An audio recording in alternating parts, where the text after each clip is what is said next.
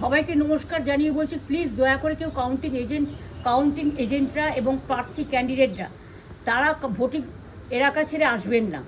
Strong রুমে যেখানে counting হচ্ছে, মানে সেন্টারে, সেখান ছেড়ে কেউ আসবেন না। এটা বিজেপির প্ল্যান। প্রথম 2-3 রাউন্ডে আমি কালকে থেকেই বলছি যে ওদেরগুলো আগে দেখাবে, আমাদেরগুলো পরে দেখাবে। এবং অনেক জায়গায় 2-3 রাউন্ড কাউন্টিং করার পরে প্রায় 100টা জায়গায় কাউন্টিং বন্ধ করে রেখে দিয়েছে। এবং কল্যাণীতে ধরা পড়েছে 7টা মেশিন, যেখানে কোনো মিল নেই। এটা টোটাল ফোর্সফুলি সেন্ট্রাল ফোর্সকে দিয়ে চারিদিকে তৃণমূল কংগ্রেসের উপর অত্যাচার করছে, অফিস ভাঙছে, জোর করে দখল করছে। এসআইআর নামে আপনারা দেখেছেন ভোট লুট করেছে যাতে যে সিটগুলো জিততে পারে।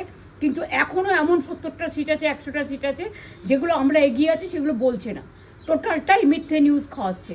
আগে ডিআইসিও এই খবরগুলো দিত, কিন্তু তাকে কালকে চেঞ্জ করে দেওয়া হয়েছে। টোটালটাই ইলেকশন কমিশন নিজের ইচ্ছে মতো খেলছে, এবং সাথে কেন্দ্রীয় বাহিনীকে নিয়ে। এবং আমাদের পুলিশরা টোটাল মাথা নত করে কেন্দ্রীয় বাহিনীর আন্ডারে কাজ করছে। সুতরাং আমি আমাদের কাউন্টিং এজেন্টদের, আমাদের সমস্ত পার্টির কর্মীদের বলবো, অত মন খারাপ করার কারণ নেই। আমি বলেছিলাম সূর্যাস্তের পরে আপনারা জিতবেন। 3 রাউন্ড 4 রাউন্ড কাউন্ট হলেও এটা 14 রাউন্ড থেকে 18 রাউন্ড কাউন্ট হয়, তখন আপনারা জিতবেন। Wait and see, watch.